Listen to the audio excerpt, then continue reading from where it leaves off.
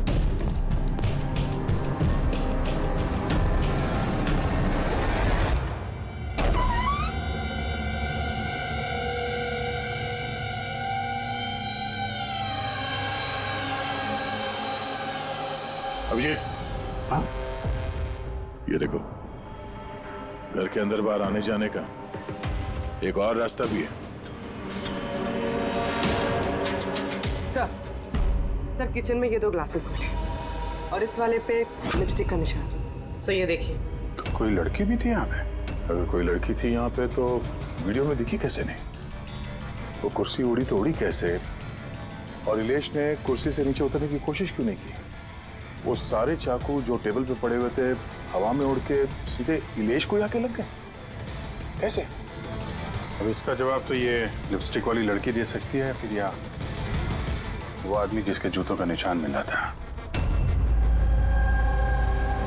पूर्वी, ये बात कंफर्म है ना कि ये जोरावर और मल्लिका अगले कुछ घंटों तक घर पे नहीं होंगे? हाँ, कहीं ऐसा ना हो कि फ्रेडी और पंकज को टाइम ही ना मिले सर्च करने के लिए। सर 100% कंफर्म है, इंतजाम ही ऐसा किया मैंने। सर इस मल्लिका को चीफ गेस्ट के तौर पे कॉलेज फंक्शन में बुला लिया। वो वहाँ से शाम 5 बजे से पहले फ्री नहीं होगी। चलो अच्छा। और ये जोरावर? सर हमारे डिपार्टमेंट के कुछ खास ऑफिसर्स के साथ इस जोरावर की मीटिंग फिक्स करा दी 5 स्टार होटल में, जहाँ जोरावर इस वक्त बैठ कर नकली पेपर साइन कर रहा होगा दुनिया के 15 देशों में मैजिक शोज दिखाने का। चलो बढ़िया है, उन्हें अंदाजा भी नहीं होगा कि हुआ क्या, और तब तक हम अपना काम करके निकल जाएंगे। पर सर एक बात समझ में नहीं आई, हम इनके घर की तलाशी इनके घर में रहते रहते भी तो ले सकते थे, इन्हें घर से बाहर भेजने का प्लान क्यों? अरे दोनों जादूगर हैं, जादूगर। हाथ की सफाई इनके बाएं हाथ का खेल है। हाँ, नाक के नीचे से कब वो लोग वो सबूत इधर उधर कर जाएं कुछ पता भी नहीं चलेगा।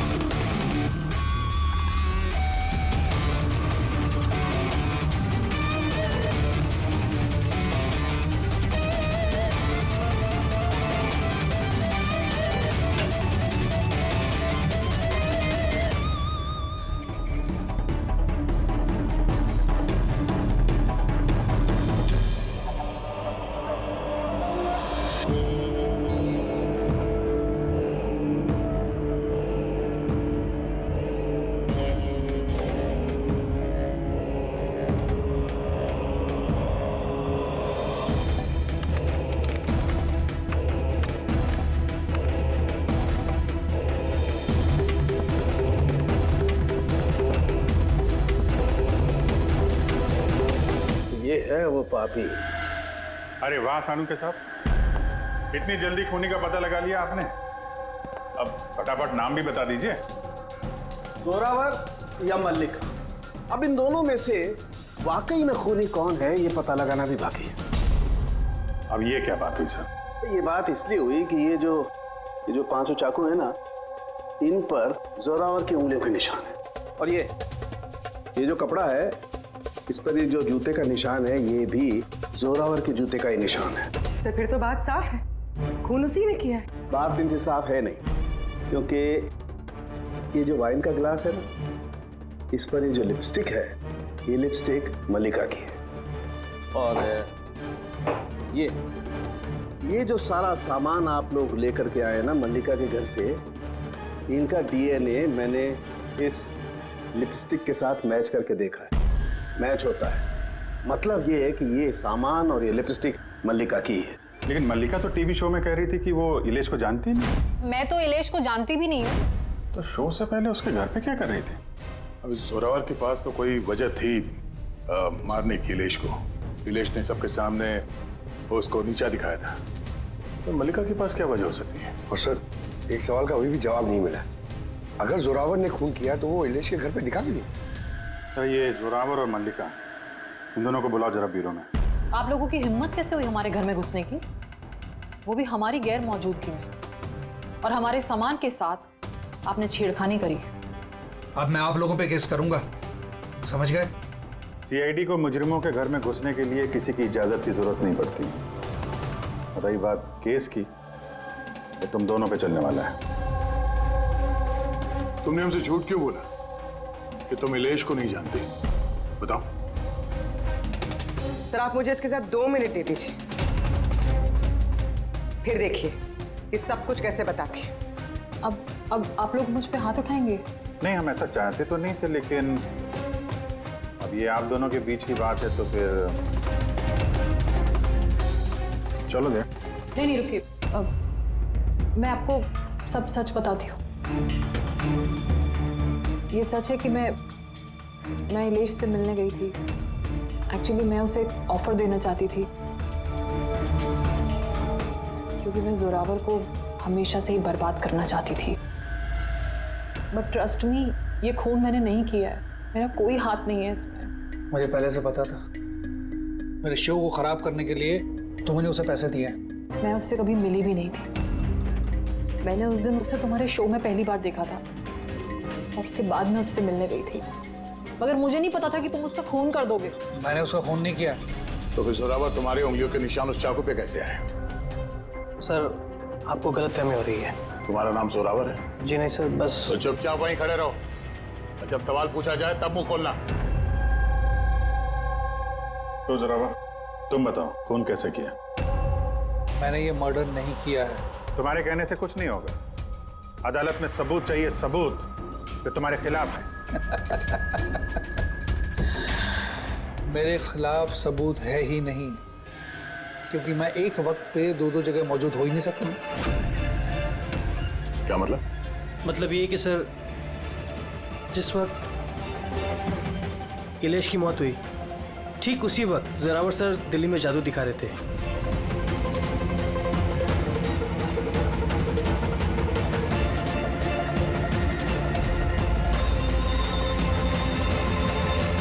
माना कि मैं बहुत बड़ा जादूगर हूं, लेकिन इतना बड़ा जादूगर नहीं हूं कि एक वक्त पे दो जगह मौजूद रह सकूं। अगर आपको इस वीडियो पे विश्वास ना हो, दिल्ली के उस ऑर्गेनाइजर को फोन कर सकते हैं। दक्ष, नंबर देना इनको। Yes sir. मैं जा सकता हूं? जा सकते हो, और आप भी। Thank you sir.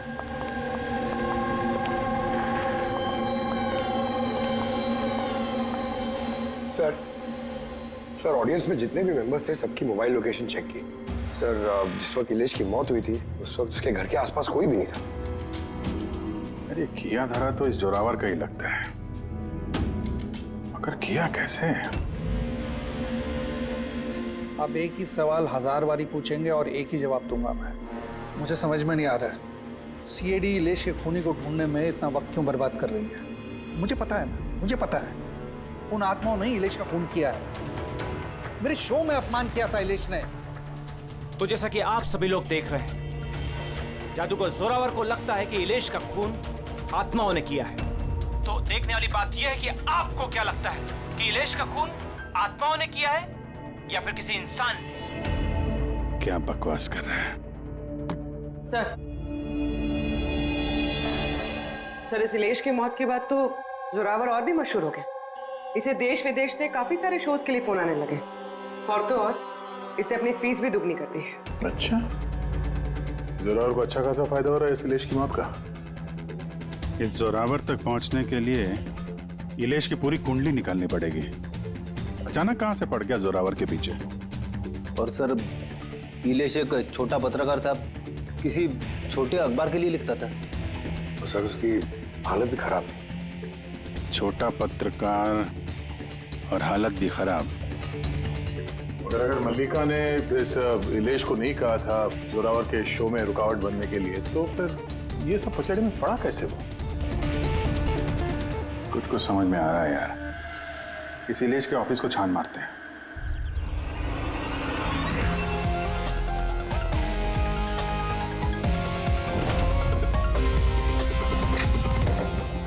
आइए सर।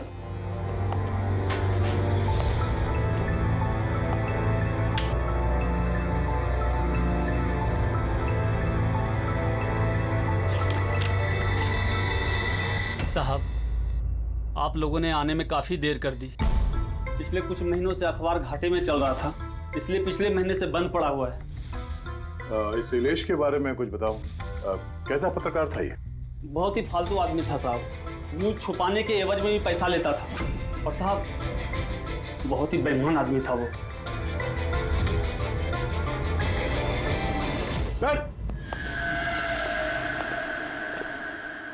हाँ पंकज, ये देखिए सर, इलेश जादूगर के गेटअप में, और यहाँ साउथ इंडियन में कुछ लिखा हुआ है। मलयालम, कमाल है। ये मैजिक शो की इंफॉर्मेशन मलयालम में लिखी हुई। ये पत्रकार से मलयाली जादूगर कब और कैसे बन गया इलेश? अरे इधर आओ। यस साहब। क्या ये? क्या है? सब कुछ समझ में नहीं आ रहा है। अरे तुम्हारा बॉस जो है जादूगर बन के घूम रहा है, तुम कह रहे हो तुम्हें कुछ समझ में नहीं आ रहा है। ये जादूगर कब बन गया? बॉस और जादूगर साहब कुछ समझ में नहीं आ रहा है। अरे यार जाओ।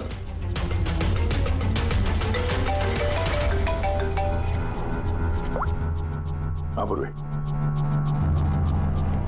अच्छा, हाँ ओके ठीक है, उसके मोबाइल को ट्रैक करते रहना, ठीक है? या जोरावर का असिस्टेंट रोशन पिछले हफ्ते 3 बार गया था इलेश से मिलने के लिए, और मैजिक शो से एक रात पहले भी बात हुई थी उससे। रोशन?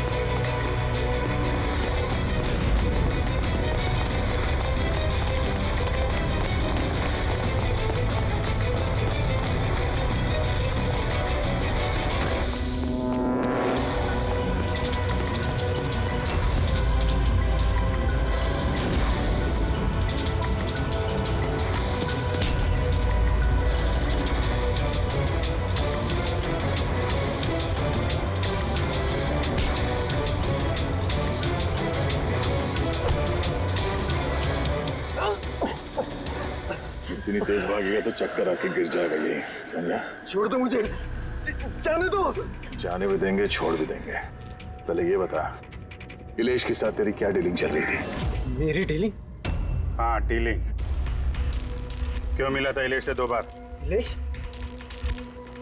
मैं किसी इलेश को नहीं जानता। ये ड्रामा बंद कर, समझा? तेरी पूरी लिस्ट है मेरे पास। तू कब और कहाँ मिला था उससे, तेरे मोबाइल फोन के रिकॉर्ड्स सब।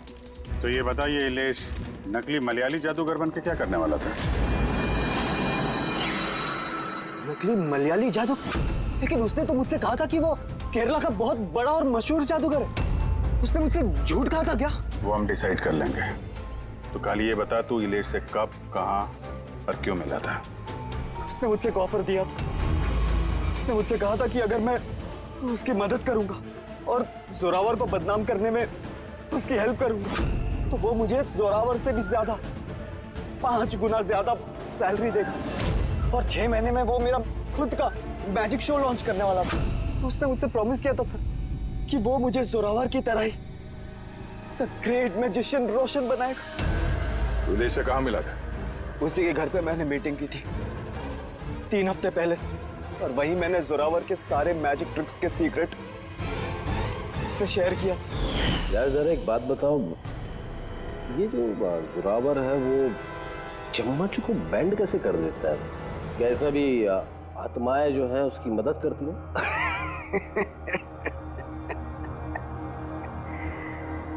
अरे इलेश साहब, कोई आत्मा नहीं, ये दुनिया को बेवकूफ बनाता है Zorawar, the great magician Zorawar. चम्मच पर एक रबर होता है, रबर को थोड़ा एडजस्ट करता है और चम्मच मुड़ता है। अरे बाप रे, मतलब इतना बड़ा धोखा। अच्छा, तो वो जो लड़की को हवा में उड़ाता है वो जादू कैसा करता है? बकवास सर, बाएं हाथ का खेल आप भी कर सकते हो। कैसे? लड़की जब टेबल पर लेटती है, जो टेबल रहता है उसको सपोर्ट मिलता है एक मेटल रॉड से। अब आप बोलोगे कि मेटल रॉड तो दिखता नहीं है। कैसे दिखेगा सर? चादर से ढका होता है ना मेटल रॉड। जोरावर जब प्लेटफॉर्म पर आता है, परफॉर्मेंस देने के लिए उसी वक्त चादर को निकाला जाता है।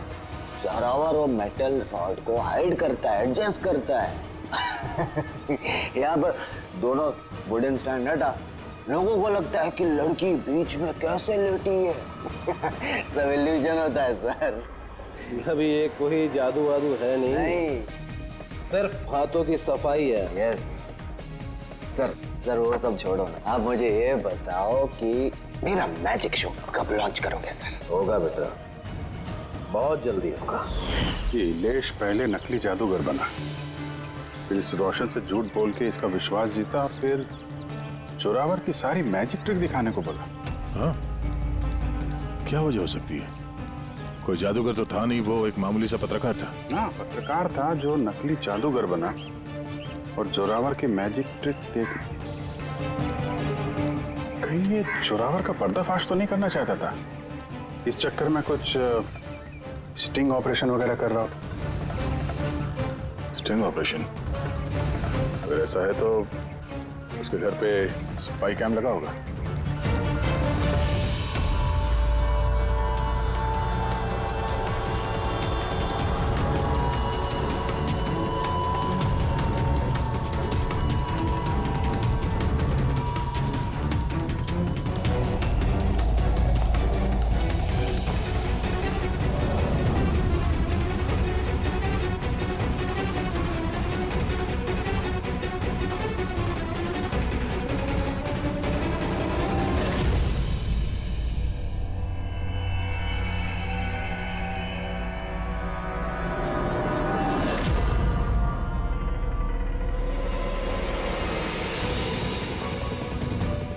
सर, एक यहाँ भी है।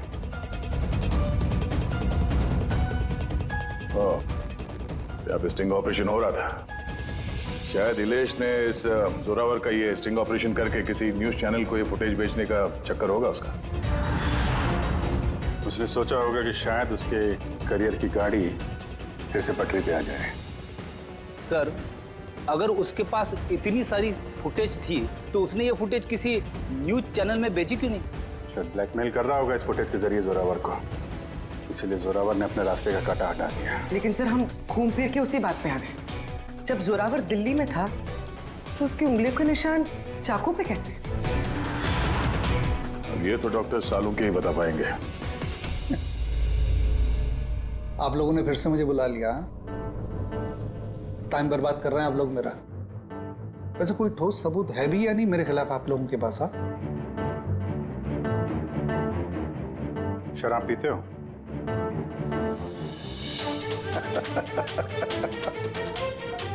अब आप लोग मुझे शराब पिलाएंगे? हाँ, सॉरी, दिन में नहीं पीता हूं मैं। तो रात को पीते हो?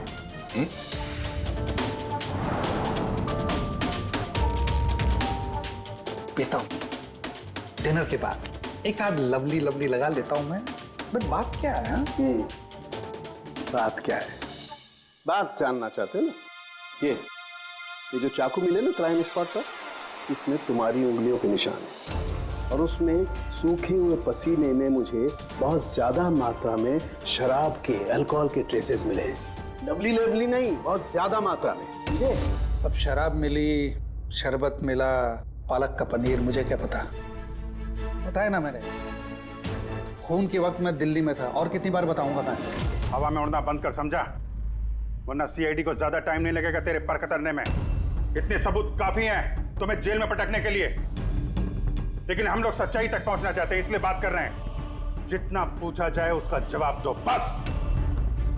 ठीक है, पूछिए क्या पूछना चाहते हैं। हो सकता है शायद किसी ने तुम्हें फंसाने के लिए तुम्हारी उंगलियों के निशान चाकू पे ले लियो जब तुम शराब पी के धुत थे। मुझे कौन फंसाएगा? देखिए, यकीन कीजिए, ये खून आत्माओं ने किया है। चुप, बकवास बंद। तुम्हारे जादू का राज तुम्हारे असिस्टेंट रोशन ने हमें बता दिया है। आप जो भी बोलोगे सिर्फ सच सच बोलोगे। ये बताओ कि आखिरी बार शराब पी के तुम इस कदर बेहोश कब हुए थे कि तुम्हें कुछ पता ही नहीं है कि तुम्हारे आसपास क्या हो रहा है? बताया ना, मैं डिनर के बाद एक आध पैग ले लेता हूँ लेकिन इतनी नहीं पीता कि बेसुध हो जाऊं मैं। सर, एक मिनट। जिस दिन मेरा मैजिक का शो था उससे 2 दिन पहले हम लोगों ने होटल पैम्पोश में एक पार्टी दी थी। उस दिन होटल में मैंने ज्यादा पी ली थी और नींद भी आ गई थी। जब मैं सुबह उठा तो होटल के कमरे में था और होटल वालों ने मुझे उठाया। कहने लगे चेकआउट टाइम है, 12 बज गए थे। उस होटल की फुटेज चेक करनी पड़ेगी। सर वो होटल नहीं, कबूतर खाना है। जोरावर के फ्लोर का सीसीटीवी कैमरा बंद पड़ा है। कमरे के अंदर एक भी उंगली के निशान नहीं है सर। और वो स्टाफ को पता ही नहीं है कि उस वक्त मास्टर की यूज हुई थी या नहीं। मतलब होटल से कुछ नहीं पता चला। Dead and. एक बात तो तय है सर, इलेश का खून किसी जादूगर ने किया है, क्योंकि वो उड़ती हुई कुर्सी और चाकू जादू का ही हिस्सा था। जादूगर तो इस केस में 3 ही लोग हैं, जोरावर, मल्लिका और रोशन। एक बड़ा विजय, एक और जादूगर भी तो है इस केस में, इस पे ध्यान क्यों नहीं गया हमारा? जोरावर की दूसरी असिस्टेंट रुशाली। पूर्वी एक काम कर, इस रुशाली का मोबाइल फोन ट्रैक करो, पता करो मर्डर से पहले और उसके बाद उसका लोकेशन क्या था। ओके सर, ये रुशाली के बारे में तो हम लोग भूल ही गए।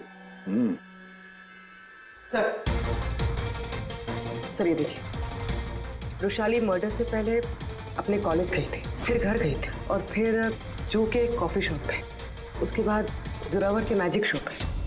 रुशाली लगातार 2 रातों से अपने कॉलेज भी जा रही थी, रात 1 बजे। 2 रातों से लगातार कॉलेज जा रही थी, वो भी रात को 1 बजे? इतनी देर रात को वो कॉलेज क्या करने गई होगी? फोन से 2 दिन पहले इसने एक हार्डवेयर की दुकान के भी कई चक्कर लगाए।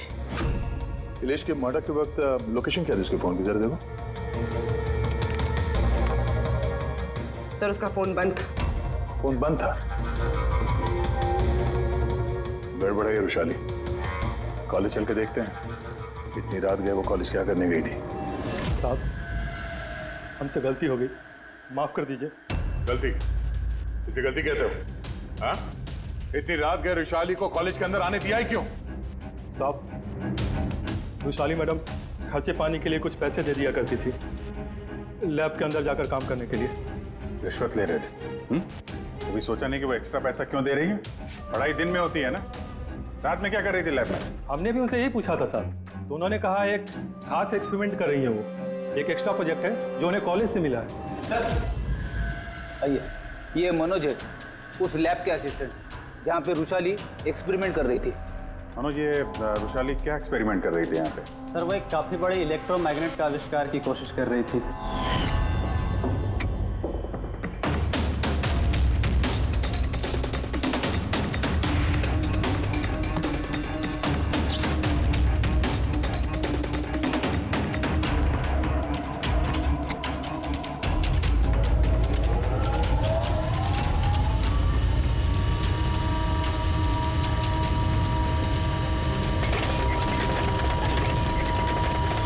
इलेक्ट्रोमैग्नेट का आविष्कार?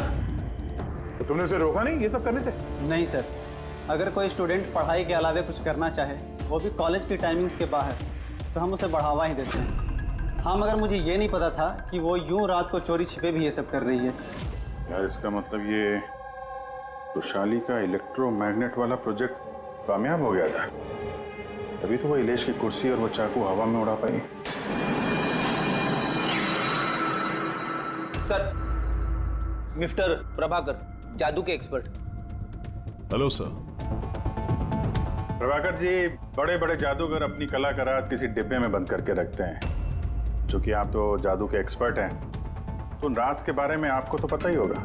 तो सर, इलेश की मौत का नजारा देख के किस नतीजे पे पहुंचे आप? कैसे हुआ होगा उसका खून? मैंने इलेश की मौत का सीन बार बार रीप्ले करके देखा है। मुझे लगता है उसकी मौत में मैग्नेट, इलेक्ट्रिक करंट या वायर्स के कॉम्प्लेक्स ताना बाना से हुआ है। आपने तो जोरावर के जादू के कई शोज देखे होंगे। आपको लगता है कि ये मैग्नेट और करंट तारों का ताना बाना, इस तरीके का काम जोरावर अपने जादू में करता है? नहीं सर, ये सब जोरावर की स्पेशलिटी नहीं है। आप सर ठीक से जरा एक्सप्लेन कर सकते हैं कि ये चुंबक वगैरह कैसे इस्तेमाल हुआ होगा इलेश की मौत में? सॉरी सर, वो सब बता पाना मेरे लिए मुमकिन नहीं हो पाएगा। तो आप ये यकीन से कह सकते हैं कि ये सब किया धरा जोरावर का नहीं है, क्योंकि उसे मैग्नेट और ये करंट तारों का इस्तेमाल करना ठीक से नहीं आता। चुंबक का इस्तेमाल भले ही नहीं आता, पर फिजिक्स में वो अच्छा है, इसीलिए खूनी वो भी हो सकता है। शायद चुंबक वाले पार्ट के लिए उसने किसी की मदद ली हो। ऐसे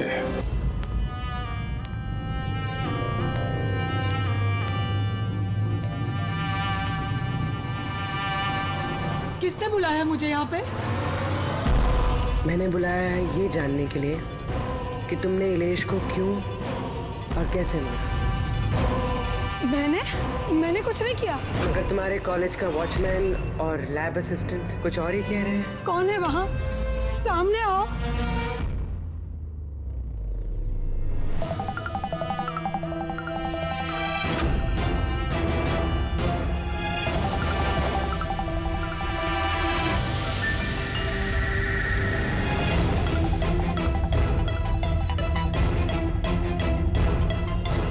मेरे पास आओ। आओ। कौन हो तुम? अपना हाथ दो।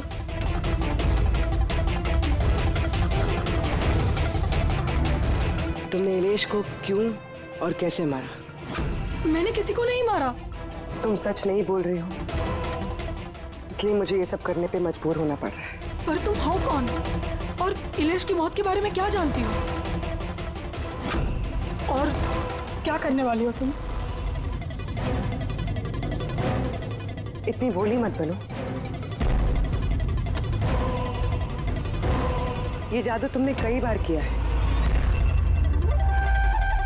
जोरावर के साथ। याद आया? नहीं, ये बहुत सही नहीं है जादू के लिए। इसमें मेरी जान जा सकती है। नहीं, अगर तुम सच नहीं बोलोगी तो इस बॉक्स में तुम्हारे टुकड़े टुकड़े हो जाएंगे, मगर अगर तुम सच बोलोगी तो तुम्हें कुछ भी नहीं होगा। यकीन मानो। चलो। नहीं, छोड़ दो मुझे, प्लीज मुझे जाने दो। मैंने कुछ नहीं किया। अगर तुमने कुछ नहीं किया है ना तो तुम्हें कुछ भी नहीं होगा। आओ, घबराओ मत। आओ। नहीं। हाँ, मैं मानती हूँ कि इलेश की मौत की जिम्मेदार मैं हूँ। क्या चाहती हो तुम? कितने पैसे चाहिए बोलो?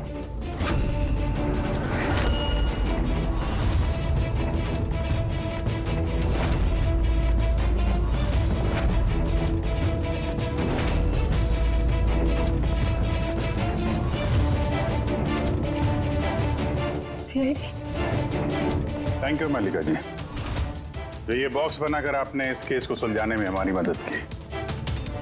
अब आप हमें बताएंगे कि आपने इलेश का खून क्यों किया? वो उसके कहने पे। तो उसके किसके?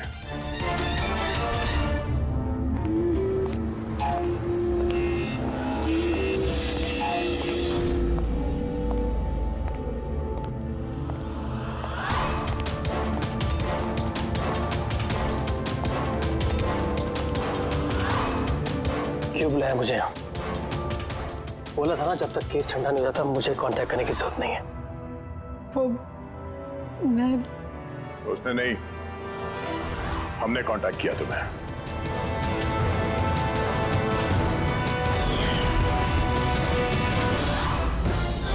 तो मिस्टर दक्ष, क्यों मारा तुमने इलेश को? इलेश के पास उस बेवकूफ रोशन की स्टिंग ऑपरेशन की फुटेज थी और इलेश मुझसे उस फुटेज के 25 लाख रुपए मांग रहा था। तो वो ब्लैकमेल कर रहा था, इसलिए उसे जान से मार दिया? मैंने इलेश को 25 लाख नहीं 2.5 करोड़ रुपए दिए थे, क्योंकि मेरे दिमाग में एक प्लान था। मल्लिका पिछले कई महीनों से जोरावर पे कई तरह के इल्जाम लगा रही थी, तो मैंने सोचा कि इलेश को इस्तेमाल करके जोरावर को जादू की दुनिया का सबसे बड़ा बेताज बादशाह वापस बना दूं। वैशाली के एक्सपेरिमेंट्स को इस्तेमाल करके मैंने ही इलेश के मर्डर का प्लान किया था। क्या बात है दक्ष, तुमने मुझे इतना अर्जेंटली मिलने के लिए क्यों बुलाया? वैशाली, मैं तुमसे हेल्प चाहता हूँ इलेश को रास्ते से हटाने में। ये क्या मजाक है दक्ष? तुम मुझे अब किसी का खून करने के लिए कह रहे हो? मैं तुमसे जान लेने के लिए नहीं बोल रहा हूँ, मैं सिर्फ तुमसे हेल्प चाहता हूँ कि तुम थोड़ा इंतजाम कर दो अपने एक्सपेरिमेंट के जरिए, और इसके लिए मैं तुम्हें मुंह मांगी कीमत दूंगा। इलेश को पूरा प्लान मालूम था कि लाइव शो के दौरान उसकी कुर्सी हवा में उड़ेगी इलेक्ट्रोमैग्नेटिक के जरिए, मगर उसे ये नहीं मालूम था कि उसका खून हो जाएगा।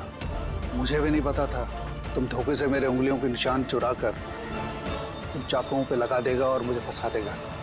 फंसा देगा? अरे मैंने तो तुम्हें देश विदेश में फेमस कर दिया, सुपरस्टार बना दिया। 10 लाख रुपए नहीं होते थे तुम्हारे अकाउंट पे, और आज 10 करोड़ है। किसकी वजह से? मेरी वजह से। मगर तुम्हारा फायदा क्या? अफसोस, इन पैसों का इस्तेमाल करने के लिए तुम बाहर नहीं रह पाओगे। इलेश के खून के जुर्म में अदालत कड़ी से कड़ी सजा देगी तुम्हें। जिंदगी भर जेल में सड़ोगे तुम। ले जाओ इन लोगों को।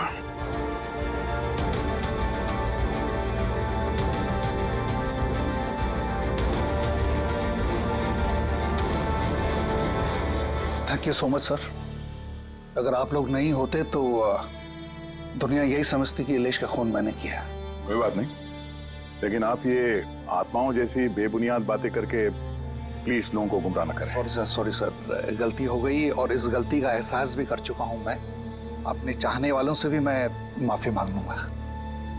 गुड।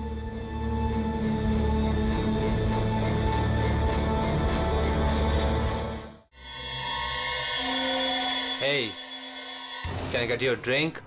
I mean, क्या पियेंगे आप? क्यों? तुम वेटर हो? By the way, I'm Saurabh. और आप? देखो, अगर तुम इस दुनिया के अकेले लड़के होते, तब भी मैं तुम पे कोई इंटरेस्ट नहीं दिखाती। तो ये नाम वाम पूछ के टाइम वेस्ट करना बंद करो। हेलो? हेलो? तनीषा? जोर से बोल, कुछ सुनाई नहीं दे रहा है। यहाँ नेटवर्क भी नहीं है। हेलो? हेलो?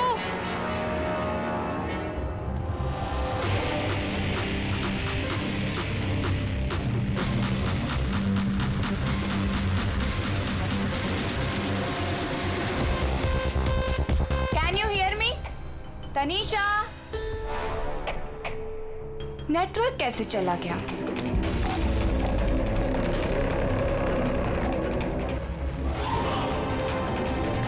फोन क्यों नहीं लग रहा है?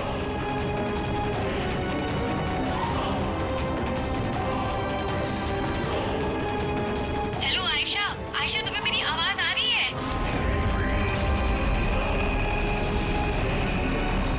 आयशा!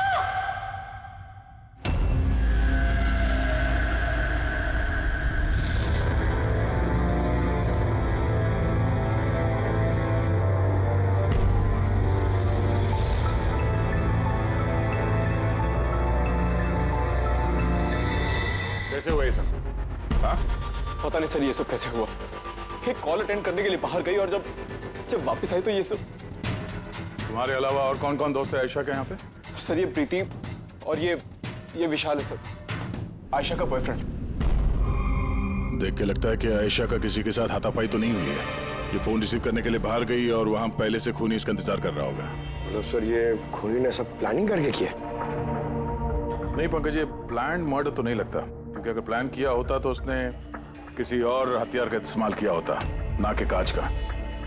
मतलब अचानक यहाँ पे कोई गुस्सा हो गया होगा आयशा पे और मार दिया होगा। लगता तो कुछ ऐसा ही है फ्रेडी। आयशा का यहाँ पे किसी के साथ कोई झगड़ा वगैरह हुआ था? कोई कहा सुनी? हाँ? ऐसे चुप रहने से काम नहीं चलेगा। ये सीसीटीवी कैमरा है, फुटेज देखेंगे तो पता चल ही जाएगा। सॉरी सर, सीसीटीवी कैमरे काम नहीं कर रहे। व्हाट? सीसीटीवी काम नहीं कर रहा? इतनी लापरवाही? सर वो कल आखिरी गाने के दौरान धुएं की वजह से शायद टेक्निकल एरर आ गया है। मैं जल्दी ठीक करवा लूंगा। ठीक कराओगे जब तुम्हारा ये क्लब वापस खुलेगा। जब तक ये केस सॉल्व नहीं होता तुम्हारा क्लब बंद। सर मुझे लगता है ये खून सौरभ ने किया है। अमीर बाप की बिगड़ी औलाद है। Hey, can I get you a drink? I mean, क्या पियेंगे आप? क्यों? तुम वेटर हो? By the way, I'm Saurabh. और आप? देखो, अगर तुम इस दुनिया के अकेले लड़के होते तब भी मैं तुम पे कोई इंटरेस्ट नहीं दिखाती। तो ये नाम वाम पूछ के टाइम वेस्ट करना बंद करो।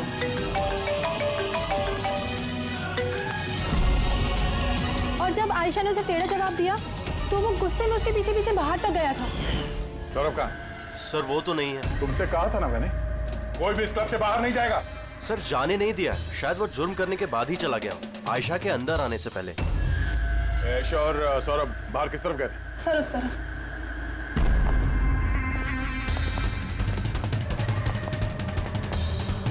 सर, खून का निशान। तो यहां से आयशा अंदर गई थी, आगे देखते हैं। सर, ये यहां भी खून के धब्बे हैं sir. Pankaj,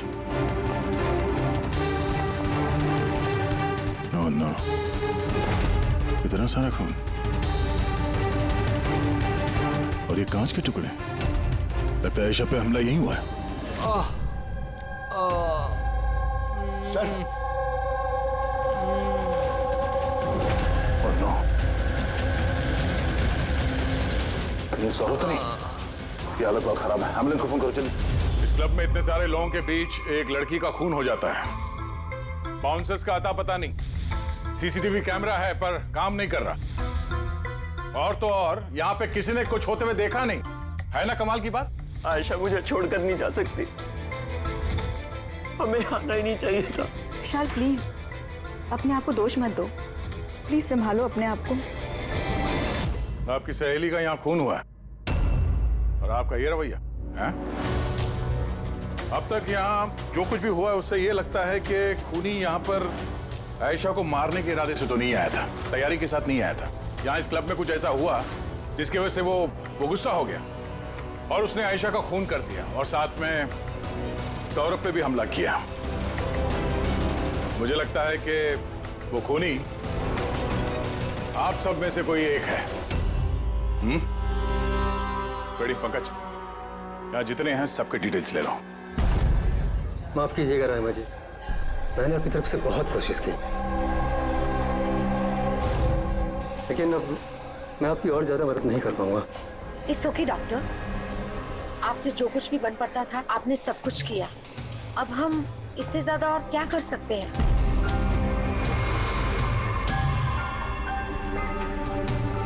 What happened, doctor? आप ठीक है ना? Yeah, I'm fine. अनईजी सा फील हो रहा है। Excuse me. कहाँ जा रहे हैं आप? मैं जरा वॉशरूम होकर आता हूँ। तनिषा, आयशा की मौत से पहले तुम्हारी उसके साथ फोन पर बात हुई है ना? तो क्या उस फोन कॉल के बारे में हमें कुछ डिटेल में बता सकती हो? सर, डिस्को में म्यूजिक लाउड होने की वजह से ना मैं ज्यादा कुछ सुन नहीं पाई। हाँ, पर उसको ये कहते हुए सुना। क्या हो रहा है, बता क्यों नहीं रहे हो? दर्द हो रहा है क्या? डॉक्टर के पास लेके जाओ। ये क्या कर रहे हो तुम? मतलब आयशा ये सब उस खूनी से कह रही थी? सर, उससे भी ज्यादा हैरानी की बात तो ये है कि आयशा का खूनी उसे कह रहा था वहां से भागने के लिए। बड़ी अजीब बात है। खूनी आयशा को भागने के लिए कहता है और आयशा को खूनी की चिंता है। तनिषा एक बात बताओ, क्या उस आवाज को पहचान सकोगी जिससे आयशा बात कर रही थी? नहीं सर। सर, लेकिन अगर खूनी को आयशा की इतनी चिंता है तो फिर उसने उसे मारा क्यों? वही तो, खूनी को विक्टिम की चिंता है और विक्टिम को खूनी की चिंता।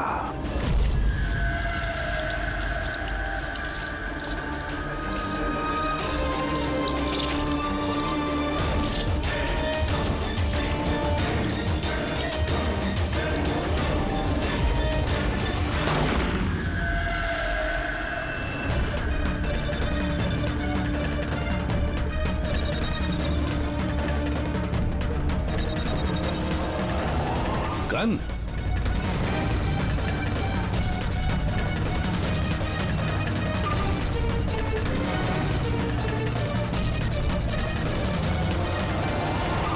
सर, इसके सर पे जो गोली लगी है उसके अलावा इसके पूरे शरीर पे कहीं भी चोट के कोई निशान नहीं है। ऐसा लगता है कि खूनी अचानक यहाँ पे आके इन पे गोली चला दी। ऐसे हुआ होगा। ये देखो, यहाँ भी खून है। एक बात समझ में नहीं आ रही सर, खूनी गन यहाँ छोड़ के क्यों गया? वो तो अपने साथ लेके भी जा सकता था गन को। वही तो बड़ी अजीब बात है कि खूनी ये गन यहाँ क्राइम सीन पर छोड़कर क्यों गया?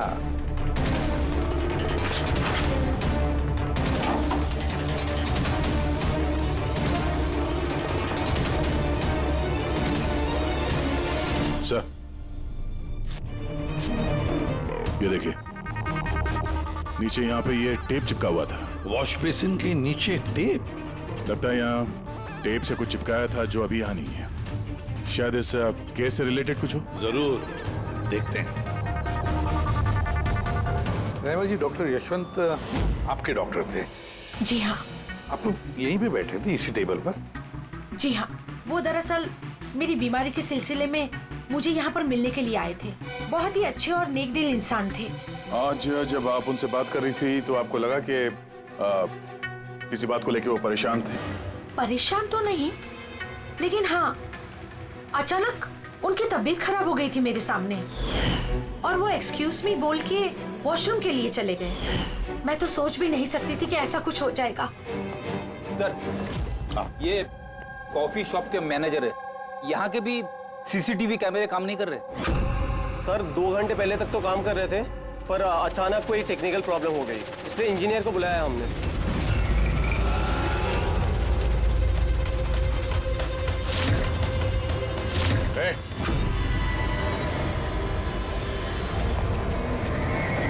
रुको जरा यहाँ ना। हेलो सर, कैसे हो आप? मेरा हाल चाल छोड़ो, अपने सुनाओ। तुम दोनों यहाँ क्या कर रहे हो? वो ऐसे ही टहलने आए थे। कॉफी शॉप में टहलने आए थे?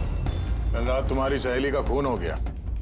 तुम्हारा दूसरा दोस्त रो रो के उसका बुरा हाल है और तुम दोनों यहाँ कॉफी शॉप में टहलने आए। तो यहाँ पर भी एक खून हो गया। ये कैसा संयोग है, सच में संजोगी है सर, क्योंकि हम तो जानते भी नहीं कि डॉक्टर यशवंत है कौन। हेलो, ले आओ उसे ब्यूरो में। Okay ji, okay, thank you very much. पता है पंकज, बहुत सारे लोग थे डिस्को में जब आयशा का खून हुआ, और एक एक का फोन ट्रैक करना कि मर्डर के वक्त आयशा और यशवंत के पास तो नहीं था कोई। ये मेरी तो आंखें दर्द करने लगी है।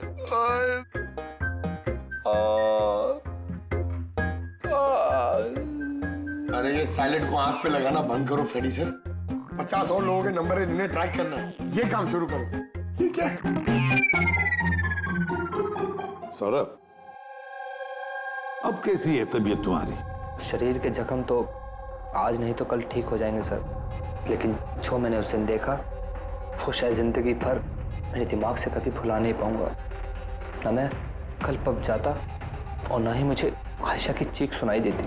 लेकिन आयशा के पीछे पीछे तो तुम गए थे, उसने तुमसे ठीक से बात नहीं की, इसलिए। ये बात सच है सर कि मैं आयशा के पीछे गया, क्योंकि जब मैंने उसे ड्रिंक ऑफर की तो उसने मना कर दिया सर, और इनफैक्ट उसने मेरी इंसल्ट भी की, तो मुझे बहुत बुरा लगा सर, इसलिए मैं उसके पीछे गया।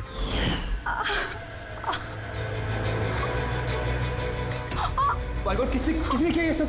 चलो तुम हॉस्पिटल लेके चलता हूँ। हे रुक, आओ। और फिर?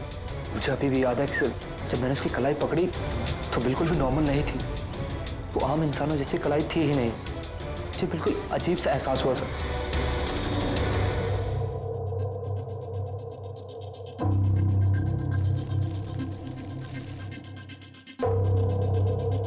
तो आप कह रहे हैं डॉक्टर साहब कि इस गन पे कुछ चिपचिपा सा लगा हुआ है? हाँ, और वो चिपचिपी चीज रबर टाइप की है, वो जैसे सेलो टेप में होता है ना वैसा। Cello tape gun? ओह, तो खूनी ने पहले से गन वहां वॉश बेसिन के नीचे छुपा के रखी थी। तो ये मर्डर एक प्लान्ड मर्डर था।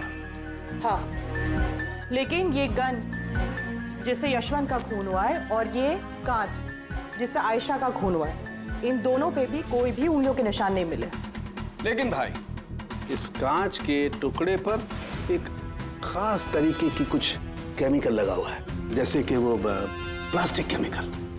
अब ये इस पर क्यों लगा हुआ था, इसका क्या इस्तेमाल है, ये पता लगाना भी बाकी है। लेकिन यही केमिकल इस गन पर भी लगा हुआ है, दोनों पर। डॉक्टर साहब, आप तो कह रहे थे कि इस गन पे वो सेलो टेप का गम लगा हुआ था। वो तो है ही, उसके अलावा ये भी है। इसके अलावा ये केमिकल भी है? यानी ये दोनों मर्डर, इनका आपस में कोई ना कोई कनेक्शन जरूर है। और जुबिन का और प्रीति का दोनों क्राइम सीन पे होना कोई सहयोग नहीं था। बिल्कुल, तुम बिल्कुल ठीक कह रहे हो। और तुम्हारी बात ये एक और चीज प्रूव करती है। इन दोनों की लाशों पर मुझे एक जैसे फेरोमोन्स मिले। फेरोमोन्स यानी वो केमिकल जिनसे खुशबू आती है? हाँ, यशवंत और आयशा, इन दोनों की लाशों पर एक जैसी खुशबू। इसका मतलब बात साफ है, या तो दोनों एक जैसा परफ्यूम लगाते थे या फिर दोनों का खून ही एक ही था। जनरली एक औरत लेडीज परफ्यूम लगाती है और एक आदमी जेंट्स परफ्यूम। अब ये दोनों एक ही तरह का परफ्यूम लगाए, चांस थोड़ा कम है। यानी इन दोनों का खूनी तो एक ही है।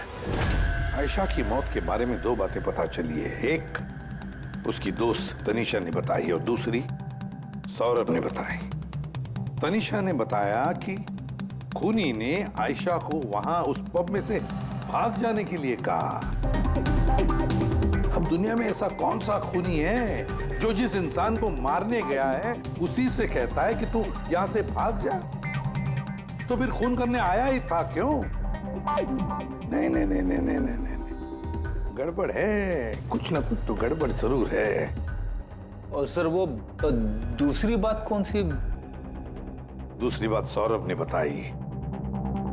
सौरभ ने कहा कि खूनी की कलाई कुछ अजीब सी थी, आम इंसान की तरह नहीं थी कलाई। शायद कलाई में रिस्ट वॉच या ब्रेसलेट हो। फ्रेडी, जरा दिमाग लगा के बोलो, समझे?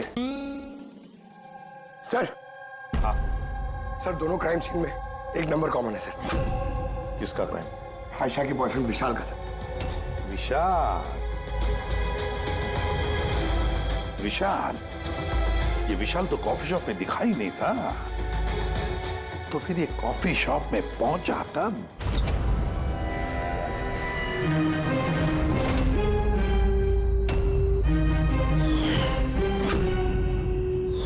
रायमा जी, आप और यहाँ? अब सर, ये मेरा ही घर है, लेकिन आप लोग यहाँ पर कैसे? डॉक्टर यशवंत के खूनी के बारे में कुछ पता चला? रहमा, ये लोग कौन है? सीआईडी ऑफिसर्स हैं। सर प्लीज आप लोग आइए ना, प्लीज कम। सीआईडी? और सर ये मेरे हस्बैंड हैं और ये मेरा छोटा बेटा संदीप। और बड़ा बेटा विशाल, वो कहाँ है? लेकिन बात क्या है सर? मनन जी, बात यह है कि हमें शक है कि डॉक्टर यशवंत और आयशा के खून में हमें लगता है शायद विशाल का कोई हाथ है। ये आप क्या कह रहे हैं? आरोप साबित नहीं हो पाया, किसी को पकड़ नहीं पाया, तो किसी को भी फंसा देंगे आप? देखिए, सीआईडी का काम है मुजरिम तक पहुंचना, ना कि किसी बेगुनाह को पकड़ के ये केस बंद कर देना। अब जरा प्लीज विशाल को बुलाइए। भैया खून नहीं कर सकते, अब प्लीज उन्हें पकड़ के लेके नहीं जाना। संदीप बेटा, हम तुम्हारे भैया को पकड़ने नहीं आए और ना हम ये कह रहे हैं कि तुम्हारे भैया ने कुछ किया है। हम तो तुम्हारे भैया से कुछ सवाल करने वाले हैं, और क्या। आप लोगों को मुझ पर शक है? एक मिनट विशाल, तुम अंदर जाओ, मैं इन सीआईडी वालों को तुम्हें परेशान नहीं करने दूंगा। देखिए, सीआईडी के काम में दखल देना भी एक जुर्म है, इसलिए प्लीज हमें अपना काम करने दीजिए। विशाल,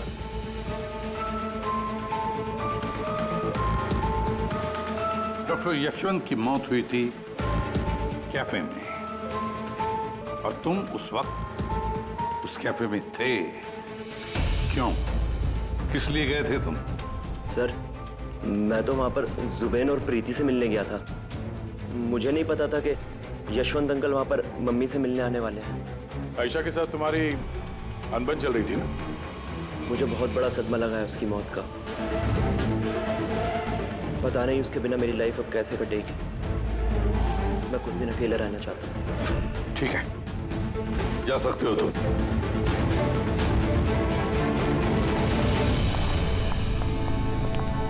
अरे, आप लोग फिर से यहाँ पे भी? कभी कभी अपने घर पे जाते हो कि नहीं? हमेशा विशाल के आसपास ही नजर आते हैं। नहीं सर, ऐसी कोई बात नहीं है।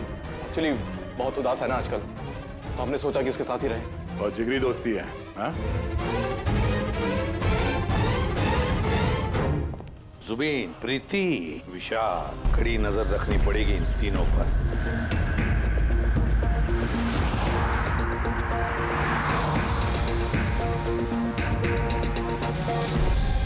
तीनों के घर पे इतने कैमरा फिट किए ना फ्रेडी सर, अगर मक्खी भी मिठाई में बैठेगी ना तो पता चल जाएगा। वैसे काम वाला, दूध वाला और सब्जी वाला, इनके जरिए खुफिया कैमरा बिठाने का आइडिया बड़ा अच्छा था। अच्छा था ना? मेरा नहीं था, दया सर का था। अच्छा? हाँ, और उन्होंने हम दोनों को यहाँ बैठा दिया ताकि हम यहाँ का सीसीटीवी फुटेज रिकॉर्ड करें।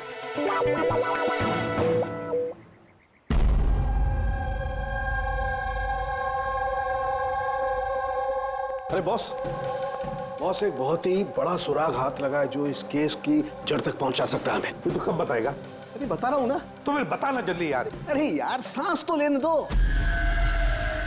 तुम्हें याद है वो टूटे हुए ग्लास पर और गन पर मुझे वो प्लास्टिक केमिकल मिला था? हाँ सर, क्या है वो केमिकल? वो है ग्राफीन, जो नकली चमड़ी, आर्टिफिशियल स्किन बनाने के काम में आता है। Artificial skin? हाँ। Prosthetic skin. Prosthetic skin. Prosthetic. Daya, याद है सौरभ ने क्या बताया था कि खूनी के हाथ में उसने कुछ अजीब सा देखा था। Prosthetic skin, prosthetic arm. तो ये खून किसी रोबोट के जरिए तो नहीं हो रहे? ऐसा खूनी का यूं मदद मांगना, ऐसा तो नहीं कि ये खून अनइंटेंशनली हो रहे हैं, बिना चाहे? नहीं दया, बिना चाहे खून कैसे हो सकता है? रही बात इस रोबोटिक आर्म की, ये रोबोटिक आर्म तो किसी के इशारे पर ही चलेगी ना। क्या सारुखे, ऐसा कोई आदमी है जो इस रोबोटिक्स में, प्रोस्थेटिक आर्म बोल, रोबोटिक आर्म बोल, पूरे रोबोट के बारे में अच्छी तरह से जानकारी रखता है? हाँ है ना, डॉक्टर जैस्मीन। मिलते हैं इस डॉक्टर जैस्मीन से।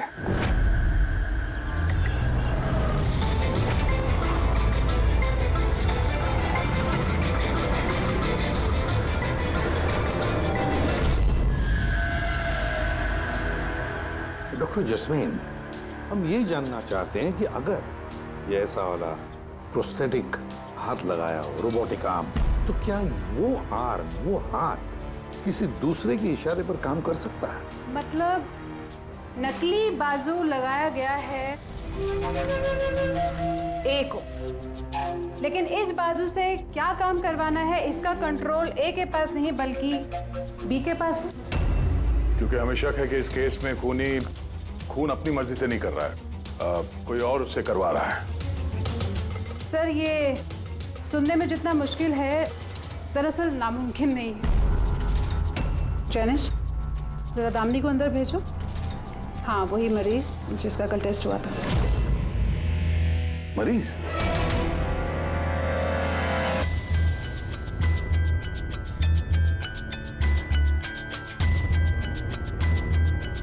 सर, दामिनी ने अपना दाहिना हाथ फैक्ट्री में काम करते हुए गंवा दिया था।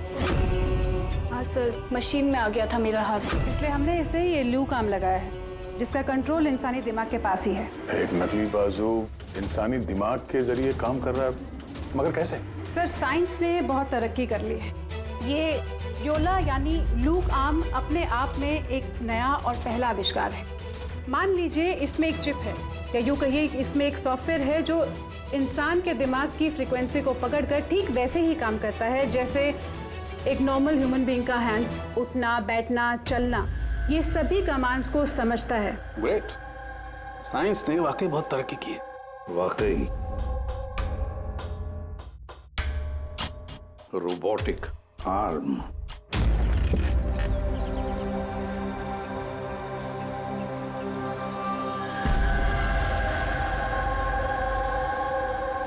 बाय। वहाँ हक कर रहा है, इधर हम दोनों गाड़ी में बैठे हुए हैं।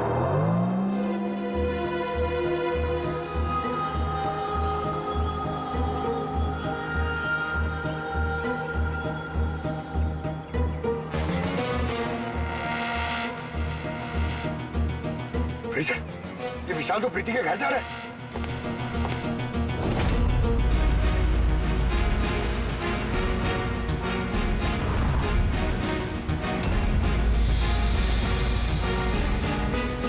विशाल, तुम टेंशन मत लो, किसी को कुछ भी पता नहीं चलेगा। हम कोई ना कोई रास्ता निकाल लेंगे, ओके? ये लो, कॉफी पी लो।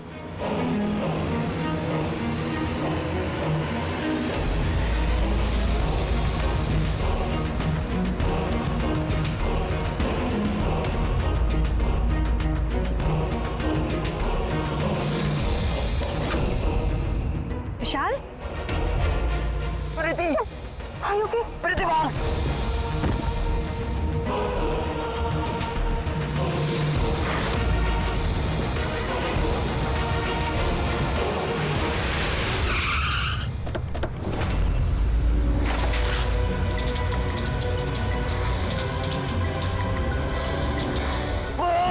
विशाल, नहीं, विशाल छोड़।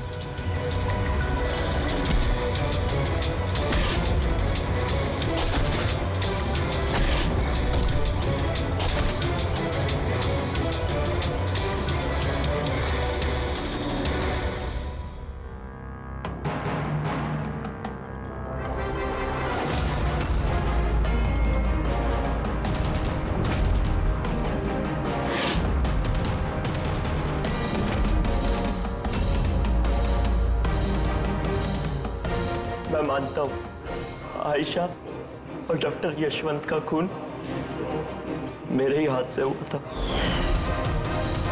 तुम यहाँ क्या कर रहे हो?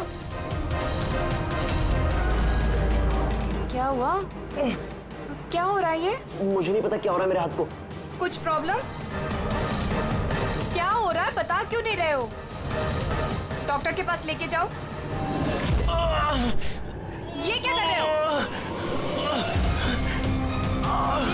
ये क्या कर रहे हो? आयशा भागो यहाँ से, भागो! मैं बोलता हूँ ना भागो! आयशा!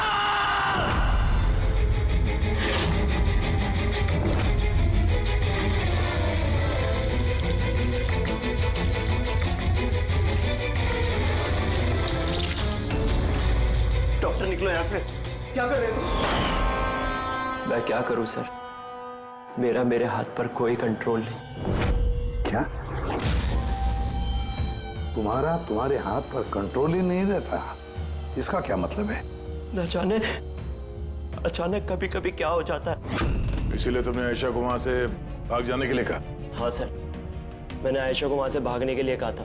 आयशा भागो यहाँ से, भागो! और मैंने पूरी कोशिश करी थी कि मैं डॉक्टर यशवंत पर गोली ना चलाओ। डॉक्टर यहाँ से जाओ।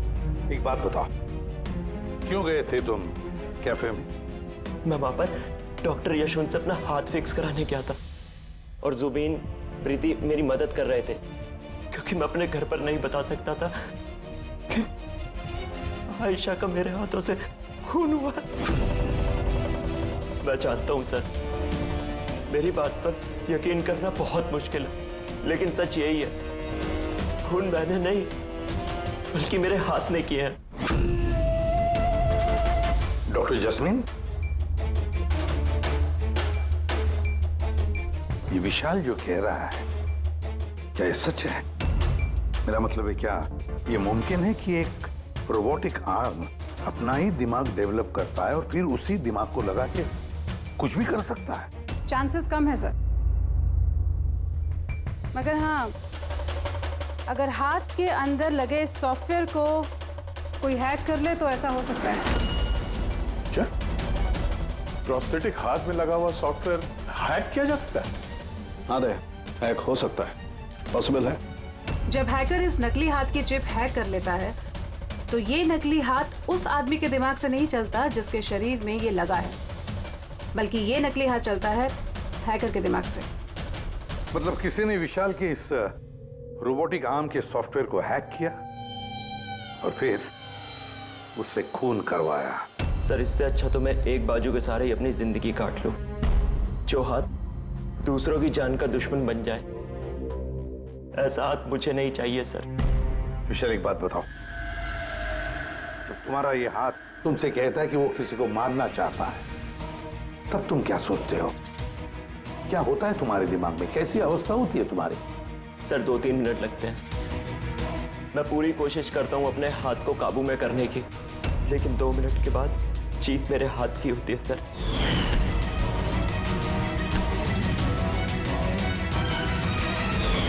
चिंता मत करो, अब हम तुम्हारे इस रोबोटिक आर्म के अंदर एक ट्रांसमीटर फिट करेंगे, जिससे हमें पता चलेगा कि वो किसी को मारना चाहता है या फिर किसी और से उसे इशारा मिल रहा है कि जाकर खून करो।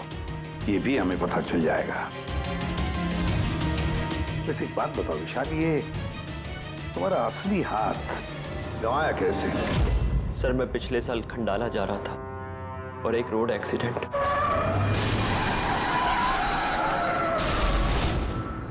बस। जिंदगी में हमें कई बार इम्तिहान देना पड़ता है। सर मेरे इम्तिहान तो खत्म होने का नाम ही नहीं ले रहे हैं। जब नकली हाथ के साथ जिंदगी जीने की आदत डाली तो उसी नकली हाथ ने मेरी जिंदगी बर्बाद कर दी। विशाल, तुमसे वादा करता हूं कि ना तुम्हें एक हाथ के साथ जिंदगी गुजारनी पड़ेगी और ना ही वो असली मुजरिम आजाद घूम पाएगा।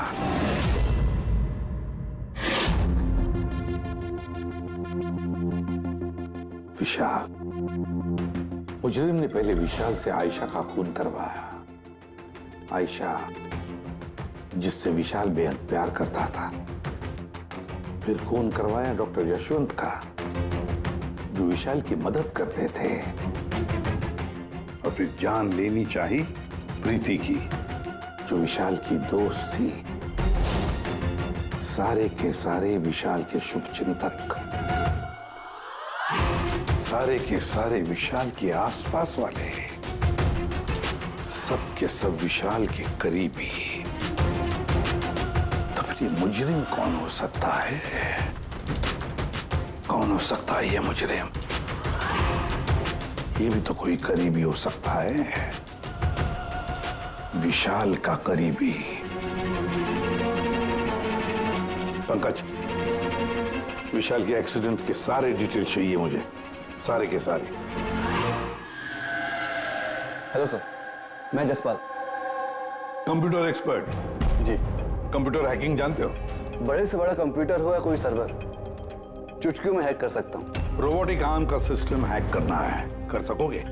जी सर, बिल्कुल। ये रहे सारी डिटेल्स। हो जाएगा सर, और इसके लिए मैं ट्रेस राउटिंग का यूज करूँगा। Trace routing? जी हाँ सर, इस तकनीक के जरिए विशाल के आसपास के जो भी कंप्यूटर है उन्हें देख सकता हूँ। अक्सर मशीन के आखिरी में जो होस्ट नेम एड्रेस होता है वही हैकर का होता है। अच्छा। और ट्रेस राउटिंग के जरिए हम शहर के किसी भी इलाके में बैठा अगर हैकर होगा तो इजीली पता चल जाएगा। फैंटास्टिक। अब जिस किसी ने भी विशाल के रोबोटिक आर्म का सिस्टम हैक किया है, अब हम उसके सिस्टम को हैक करेंगे।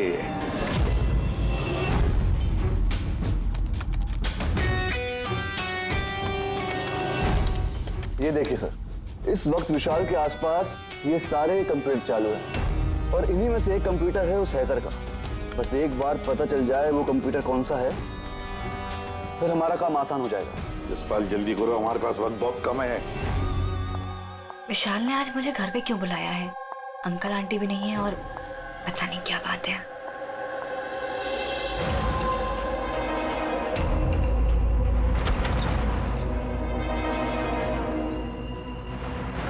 विशाल, विशाल। प्रीति, यार तुम जानते हो तुम्हें मुझसे खतरा है, उसके बाद भी तुम यहाँ पे दोबारा आ गई।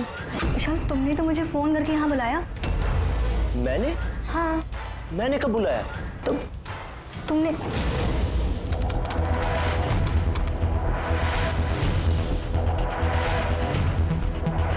वो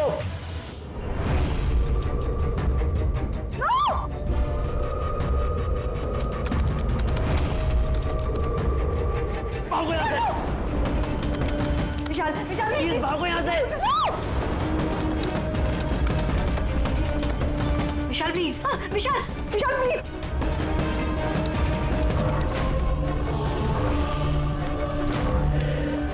यस सर, उस हैकर की लोकेशन मिल गई है।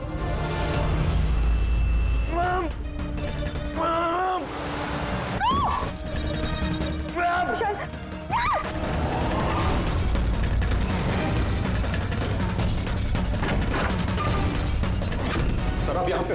विशाल प्लीज।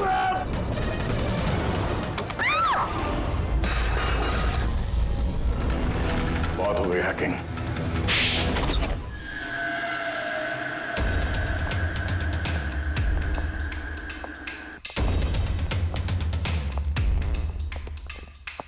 फिर आ गए आप लोग। अब ये मत कहिएगा कि आप विशाल को पकड़ने के लिए आए। जी नहीं, हम विशाल को पकड़ने नहीं आए, खूनी को पकड़ने के लिए, जो इस वक्त यहाँ पर मौजूद है। खूनी और यहाँ पर क्या कह रहे हैं आप? अब अपना झूठा इल्जाम आप किसके ऊपर लगाने आए हैं? मनन जी, पिछले साल एक गाड़ी का एक्सीडेंट हुआ था खंडाला में। 3 लोग थे उस गाड़ी में। 22 साल का लड़का विशाल, 15 साल का बच्चा संदीप और 9 साल की छोटी बच्ची सोनिया। गाड़ी विशाल चला रहा था। कार का एक्सीडेंट बहुत बुरा था। बच्ची सोनिया की जगह पे मौत हो गई और संदीप पैरालाइज हो गया। ये अभी चल नहीं सकता। ये सब आपको कैसे पता चला अंकल? इस एक्सीडेंट में सबसे कम चोट लगी विशाल को। हालांकि जो चोट लगी वो कम नहीं, विशाल को अपना हाथ गंवाना पड़ा। वैसे विशाल आपका सौतेला बेटा है ना? सर विशाल मेरे लिए सके से भी बढ़कर है। सर आई रिक्वेस्ट यू, आप विशाल के लिए सौतेला शब्द यूज मत कीजिए सर। आई एम सॉरी मनन जी। काश सभी माता पिता आप जैसा विचार करते हैं। काश रहमा जी ऐसा विचार करती है ना रहमा जी?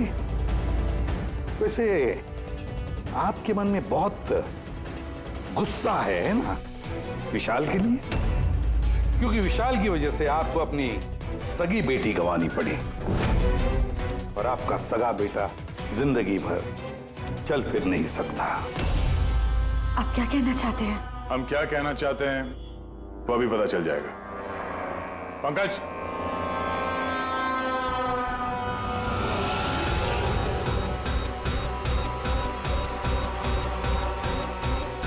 सॉरी आंटी, लेकिन मैंने इन्हें सब कुछ बता दिया कि आप ही के कहने पर मैंने ये सब किया। मैंने उन सॉफ्टवेयर्स को हैक किया था और मैंने सभी जगहों की सीसीटीवी कैमरास को भी हैक करके बंद किया।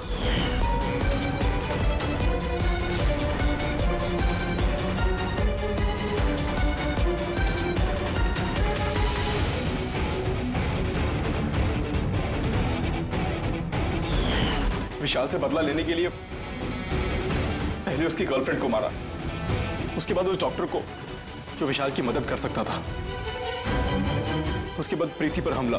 ये सब करने के लिए मुझे आंटी ने ढेर सारे पैसे दिए थे। सुबीन, तुम इतना गिर जाओगे मैंने कभी नहीं सोचा था।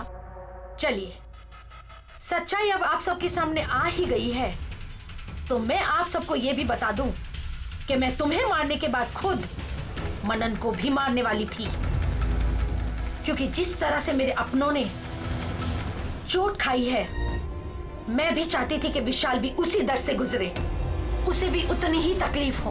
वो एक्सीडेंट था, एक गलती। गलती? तुम्हारी एक गलती की वजह से मेरी पूरी जिंदगी में अंधेरा छा गया। तुमने लापरवाही से गाड़ी चलाई और सजा किसको मिली? मुझे और मेरे बच्चों को। मम्मी, मैंने हमेशा तुम्हें मां नहीं भगवान समझा। अगर ये सब करके तुम्हें सुकून मिल रहा था तो मुझसे एक बार कहा तो होता, मैं अपनी जान दे देता। मुझे तुम्हारी जान नहीं चाहिए थी। मैं तो तुम्हें जीते जी दुख भरी जिंदगी देना चाहती थी। और आप सब मुझे दोष नहीं दे सकते, क्योंकि मैंने जो कुछ भी किया वो मैंने ममता के लिए किया। राइमा जी, मां इतना हल्का शब्द नहीं जो किसी औरत को मुजरिम बना दे। अरे मां तो वो होती है जो सिर्फ अपने ही नहीं, दूसरों के बच्चों को ममता, प्यार और स्नेह से देखती है। विशाल भले तुम्हारा सगा बेटा नहीं था, लेकिन बेटा तो था ना, वो तुम्हारे परिवार का हिस्सा था। वो कोई मां अपने बेटे से बदला कैसा ले सकती है? हाँ? वो भी इस तरह का बदला। दो लोगों को जाने गंवाई पड़ी। नहीं राइमा जी, बहुत गलत किया तुमने, बहुत गलत। कानून तुम्हें कभी माफ नहीं करेगा, कभी माफ नहीं करेगा। कड़ी से कड़ी सजा होगी तुम्हें।